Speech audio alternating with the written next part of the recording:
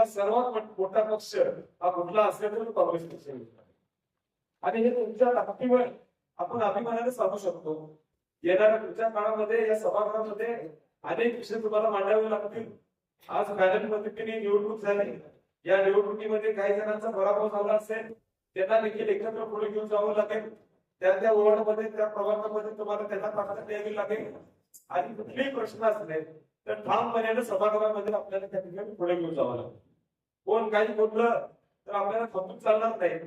कदाचित पुढच्याकडे प्रत्येक पार्टीकडे जेवढी आज उमेदवार आहे तेवढी आपल्याकडे आहे. आणि तुमची ताकद जर एकजूट राहिली तर त्यांना कुठली भूमिका आपल्याला विश्वासात घेतल्याशिवाय कोल्हापूरमध्ये कुठल्याही कुठे घेता येणार नाही. ही आज खऱ्या अर्थाने पॉसिबिलिटी आहे. आणि हीच पुढच्या काळामध्ये तुम्हाला तुमची ताकद आहे. ही ताकद आपण या पद्धतीने पुढे घेऊन जावं अशी विनंती करतो. कोल्हापूर हे महाराष्ट्राला दिशा देणारं शहर आहे. आणि कोल्हापुरात जे काही पेरलं जातं, जे काही रुजतं ते संपूर्ण देशभर ते पसरतं, हे पूर्वीपासून म्हणलं जातं. आणि म्हणून एकंदरीत आपण महाराष्ट्राची परिस्थिती तर पाहिली.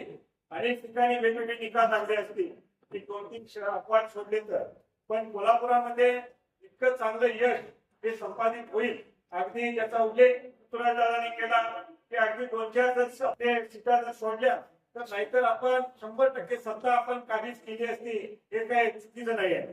आणि म्हणून या ठिकाणी एवढं चांगलं यश पदरात म्हणत असताना अगदी इथं तुमच्या सर्वांनी जी काय तुम्ही सर्वांनी लढत दिली आणि त्या लढतीच्या मागे भट्टी पाटलांचा सारखा वाद तुमच्या सर्वांच्या पाठीमागे अतिशय वाखाणण्याजोगा आहे. आणि कोल्हापूरने एक दाखवून दिलेला आहे. कोल्हापूरमध्ये अजूनही स्वाभिमान जिवंत आहे. कोल्हापूरकर निश्चितपणे पुरोगामी विचारांना अजूनही पुरोगामी विचारांची का करणारा इतका कोल्हापूरकर आहे. शाहू फुले आंबेडकरांची विचारधारा अजूनही या नगरीमध्ये अजून कोण पुसू शकत नाही, हे या निकालाच्या माध्यमातून स्पष्ट झालेलं असंही म्हणलं तर. आता खेळामध्ये जर बघितलं की दोन्ही बाजूचे संघ समान असतात, परंतु या ठिकाणी बघितलं तर 11 विरुद्ध 1 असा सामना मला वाटतं त्या ठिकाणी झाला. आणि सामना सुद्धा अटीतटीचा झाला. आणि त्याच्यामध्ये अगदी विजयापर्यंत संघ नेण्याची भूमिका खऱ्या अर्थानं भट्टी साहेबांनी घेतली. थोड्याफार तांत्रिक बाबीमुळं त्या ठिकाणी म्हणजे सत्तेपासून आपण दूर राहिलो. आणि आता नैतिक विचार जर बघितला तर हा आपलाच विजय आहे. याच्यामध्ये आपण कुठेही कमी पडलेलं नाही असं या निमित्तानं सांगावं वाटतंय. निकालाच्या दिवशी सगळ्यांची उत्सुकता होती की निकाल काय लागणार. आणि कारण की निवडणुकीच्या दरम्यान अनेकांची वक्तव्य आपण बघितली की काँग्रेसच्या 4 सीटांनी 3 सीटांनी 81-0 होईल असं कोणतं म्हणतं तुम्हाला.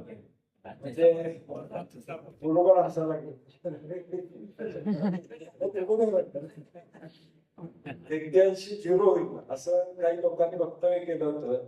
परंतु ज्याचा उल्लेख बालाजीराजेंनी केला, शाहू महाराजांची भूमी आहे, स्वाभिमानाची भूमी आहे, छत्रपती शिवाजी महाराजांचा आदर्श घेऊन जाणारी भूमी आहे. आणि या भूमीला निश्चितपणे आज काँग्रेसचे 34 आणि शिवसेनेचे 1 असे 35 नगरसेवक नगरसेविका निवडून देऊन आपल्याला 1 नंबरची पार्टी म्हणून त्या ठिकाणी निवडून देण्याचं काम करत आहे. तो सगळे एकत्रित लढले, महायुती म्हणून ते लढले. आपण मात्र काँग्रेस आणि शिवसेना 2 पक्ष एकत्रितपणे लढले. त्यांची 3 पक्षाची ताकद होती. मुख्यमंत्री, उपमुख्यमंत्री, 2-2 मंत्री, सगळे आमदार, अशी सगळी ताकद असताना देखील तुम्ही सगळ्यांनी या सगळ्या गोष्टीवर मात करून विजयापर्यंत आपण त्या ठिकाणी पोहोचलो.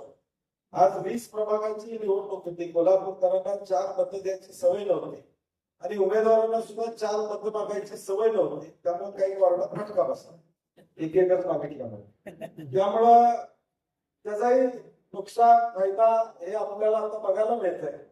आणि मग मी ज्यावेळी 81 लोकांची महाराजांच्या नेतृत्वाखाली अजिंक्यतारात बैठक घेतली होती त्यावेळी सांगितलं होतं की तुम्ही एकटं निवडून चालणार नाही, सत्ता आहे ना, हे महत्वाचं आहे. आणि आता कदाचित काही लोकांना ते लक्षात आलं असेल की एकटा येऊन चालत नाही, तर माझ्या पॅनल मधली 2-3 यावंच लागतात, तरच हे या ठिकाणी गाठताय.